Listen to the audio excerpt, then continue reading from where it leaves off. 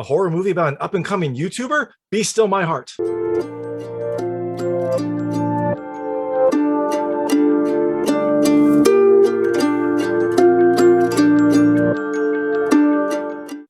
Hey everyone, this is David Stark from Watch or Pass, and today I'm going to talk about Night's End, which comes to Shudder on March 31st, 2022.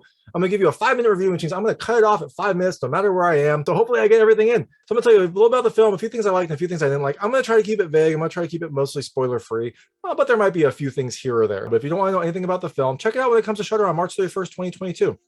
So in Night's End, you have a perfectly normal, wonderful person just trying to make a YouTube channel, grow his following, get his videos out there, doing what he loves, spending a lot of time in a dark room. It seems like just this wholesome, heartfelt drama with a horror twist. No, actually, it's about a shut-in who he's had some hard times in life, and now he is just trying to kind of like, it seems like he's trying to connect to people, but also he's trying to get some ad revenue. He's trying to support himself, and he's coming up with these YouTube videos on various things that he knows about.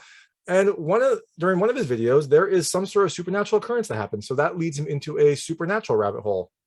And now you have haunted YouTube videos, haunted Zoom communications that culminate in ultimately some sort of large supernatural experience. So that is essentially what happens in Night's End. So things I liked about this movie. The first is the premise. I mean, you've got like a hero here making YouTube videos. And I know I'm going to keep going to this, but there are not that many horror movies about YouTubers. So I just really love it. But, you know, I did like the idea of this person in his secluded apartment trying to build videos and then something creepy happening in one of those videos. That leads him to then explore a little bit more. Eventually, he gets a spirit jar, which will let him capture a spirit, and that leads to more supernatural experiences. So I did like the overall premise. I thought it was a good way to start a horror movie, and it really does let you kind of connect to the character. The second thing I liked are the characters. You spend a lot of time with the characters. It's pretty much a conversation movie. There is not a ton that happens outside of the YouTube videos and the video calls and things like that. So you really have to like the characters, and they are fun. There's a good cast here.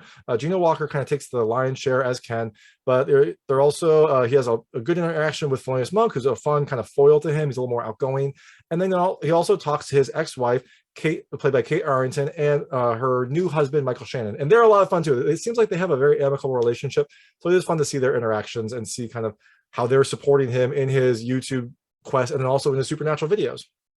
And the last thing I liked are some of the effects. There are some decent practical effects in this movie that are really good. There's some really good taxidermy in this film. And there are some little things that happen here and there that do help get you in like a haunted mood. There's not a ton of effects at the start. And I really liked that. I really liked how it was, kind of limited on that aspect.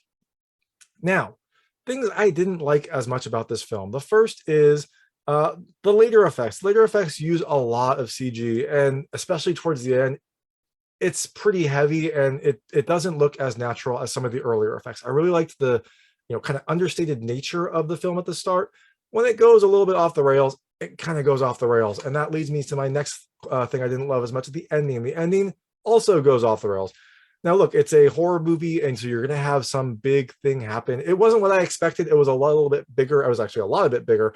And so I thought that the ending went a little bit too extreme. Like I said, I liked the premise and I liked the build-up, but the ending felt like it kind of went too far. Overall, I didn't love how this film ended. So after you check out this movie, because it has a really good premise and really good start, you can also check out The Cleansing Hour and Host, which are also on Shudder. They have a similar feel, and I think they do a little bit better. But that is Night's End. It comes to Shudder on March 31st, 2022.